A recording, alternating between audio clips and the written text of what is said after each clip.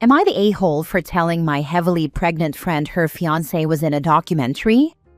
Okay, it's currently 4 a.m., and I feel so guilty right now that I can't sleep.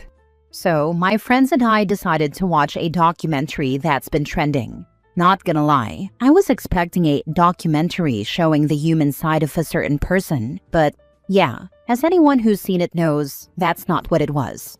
On to the issue, my friend's fiancé was one of the 1,000. I wasn't the first person to notice. 2 other friends noticed it first.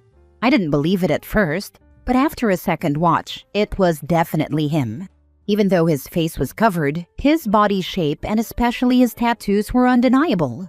We debated until the early hours of the morning whether we should tell her or wait because she's 8 months pregnant. But in my opinion, if someone cheats like that, it's not their first time. I'd rather lose her friendship by telling her straight away than have her find out I knew and hid it.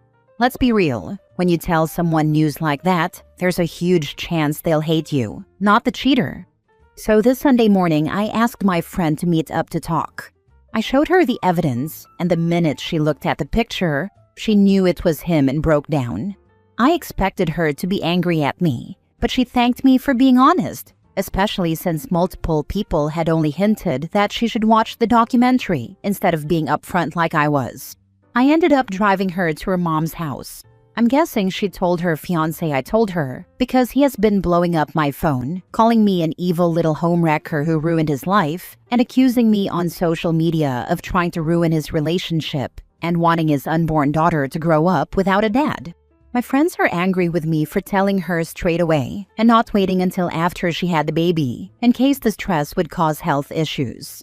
I don't give 2 shits about her fiancé, but I feel so bad for putting my friend in this situation while heavily pregnant.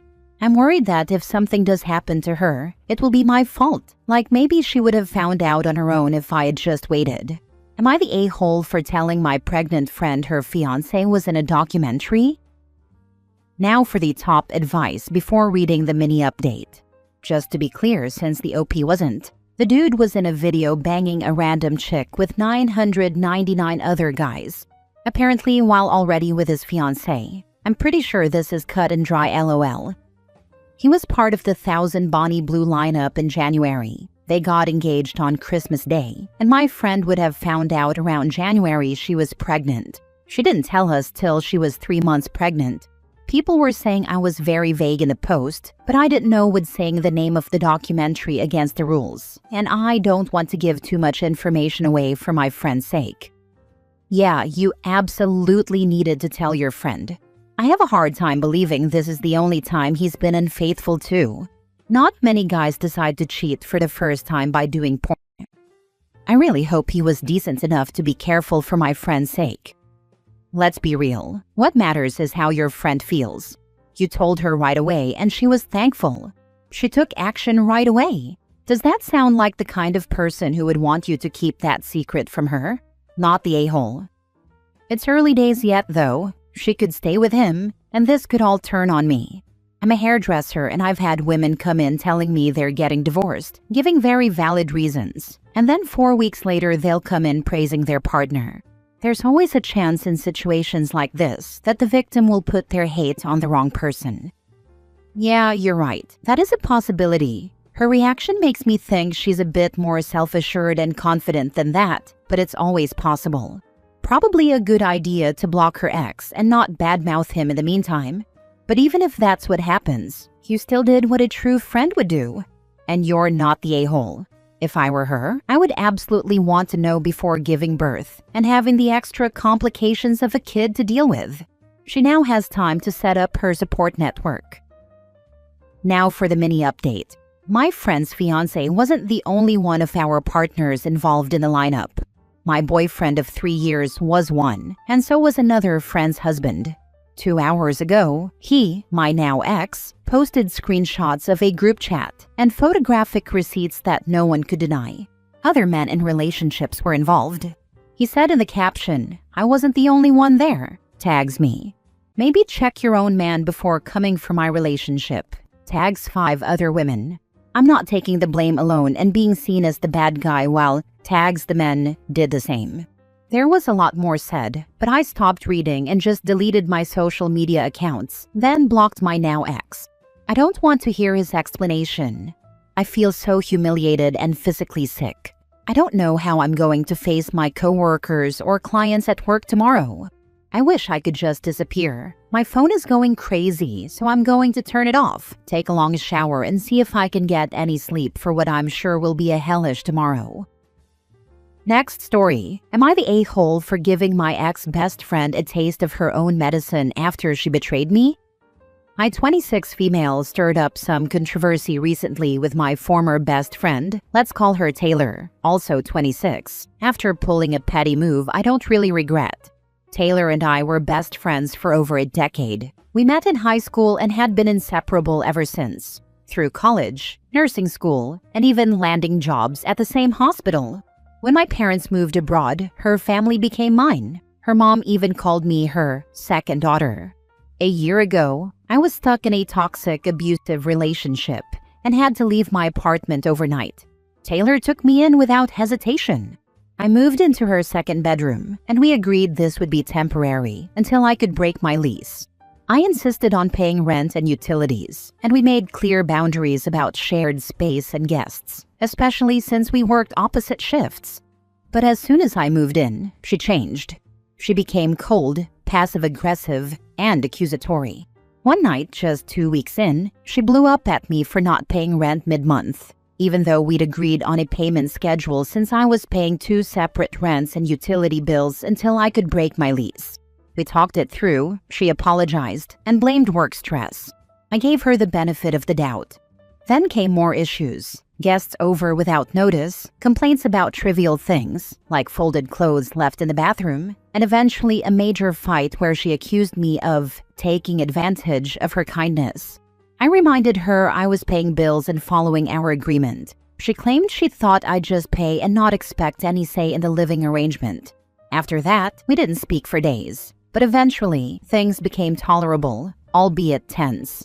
About a week after this incident is when things really shifted, after a mutual friend's birthday outing. I noticed some of our friends were cold toward me. Later, one of them told me Taylor had been spreading lies, saying I was messy, didn't pay rent, and was playing the victim over my abuse and blowing it out of proportion. I was devastated and confronted her. She dismissed me, said she was tired of the drama, and I snapped, telling her I'd move out. I just needed until the end of the month to find a place. She agreed. However, she then ghosted me entirely, refusing to even acknowledge my existence, let alone speak to me. Needing an escape, I asked a few friends if I could stay with them for the weekend, to which they agreed. Only a day into staying at my friend's place, I got a message from Taylor's mom saying Taylor had packed all my things and left them in her garage. When I got there, my stuff was thrown haphazardly into trash bags and boxes. Some of my things were broken or missing. She even made sure to put a whole bottle of opened soy sauce in with my white clothes for extra spite. Her mom apologized to me, saying that Taylor had been acting strange recently and that she didn't know what her deal was. She told me she hoped things would get better, but advised me not to contact Taylor again until then. Obviously, I didn't listen and wanted answers. I messaged Taylor on IG since she hadn't blocked me there yet, asking why she had done this and requesting my missing things back.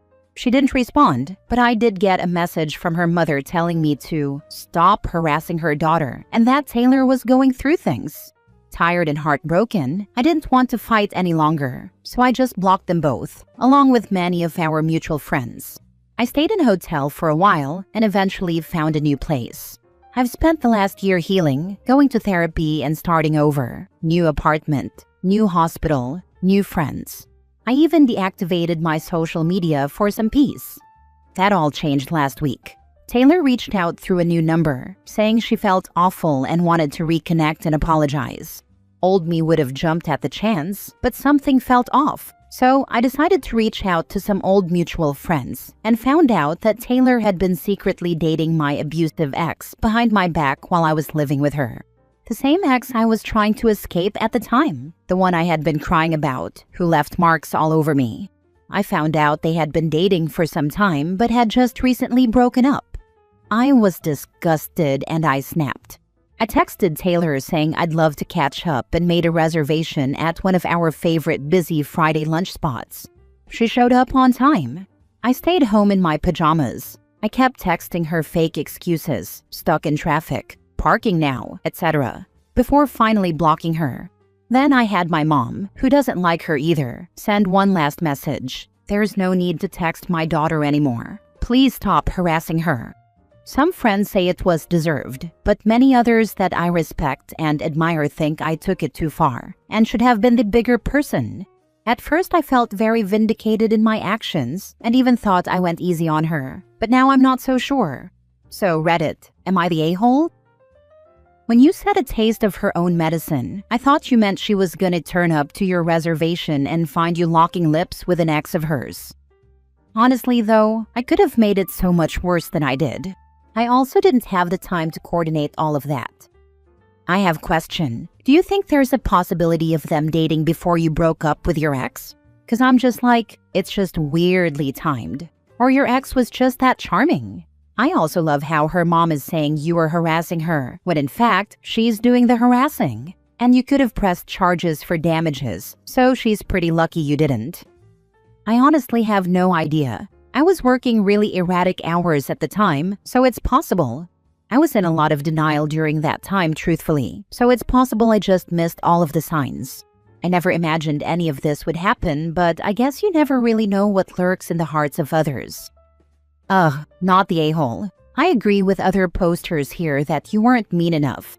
Nurses can be some of the coldest people on the planet. I am one, and it sends chills down my spine that we as a group can be so toxic. I thought I got really lucky with my friend group because I 100% have been bullied at work before. But between Taylor, the bulk of my former friends, and now this with some of my current friends, I'm finding really hard to want to be friends with other nurses at the moment, which is really sad. Last story. Am I the a-hole for not wanting to take the blame after my niece was hospitalized? Let me start by saying I don't know much about flowers, plants, etc., but I have 2 cacti from my ex-boyfriend. One of them looks like a generic cactus. The second one is almost white and looks like it has soft fluff instead of spines. It's soft to the touch, but if you touch it for too long, the soft fuzz becomes prickly. I've pricked myself a few times with it, but it never hurt me. That said, my sister came to our country with her husband and children, 13 and 8 male and 6 female.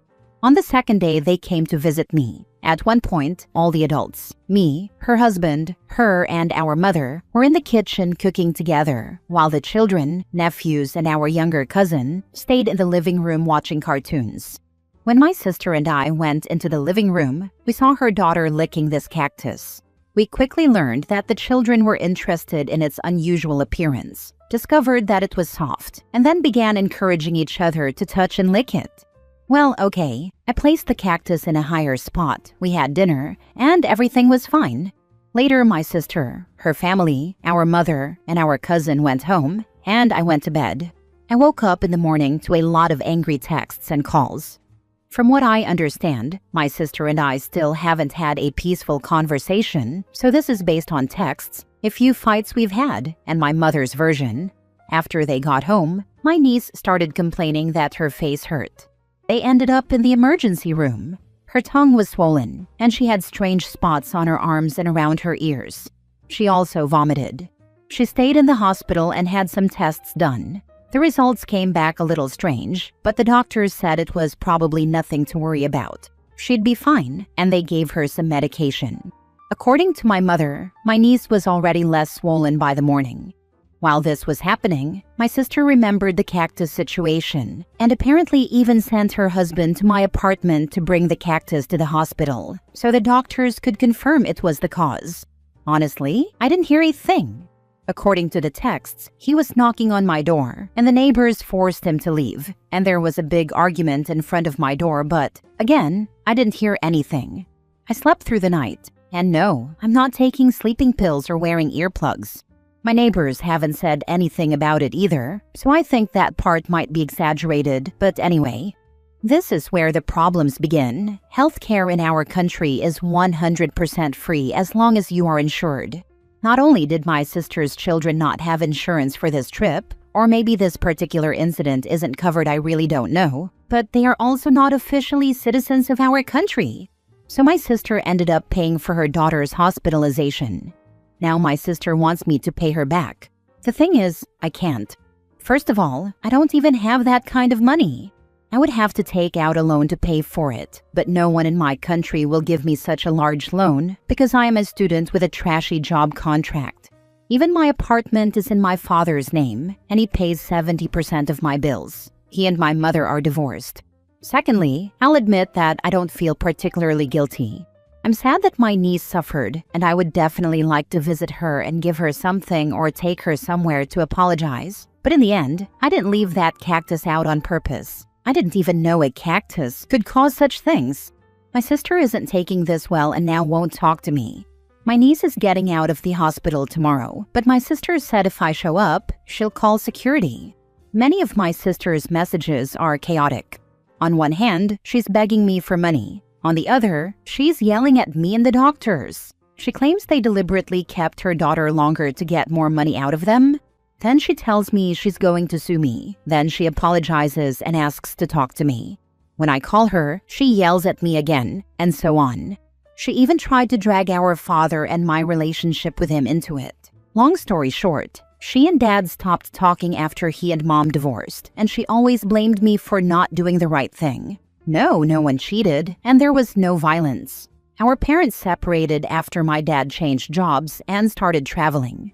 My mother says it's stress and asks me not to take it personally, but I don't know what to think anymore. She should have been watching her daughter. They should get insured when going abroad. Parents' fault. Why are the children egging each other to lick a cactus? They are old enough to not lick everything in sight. Did the parents not teach that? So a 13, 8, and 6-year-old were licking cactus? Why weren't the boys ill? Are you sure it was the cactus and not something else? From what I understand and saw, only 6 licked it. The rest were just said things like, "We'll do it soon," or "We have to do it." But they didn't have the courage. I think at best the rest were just touching it.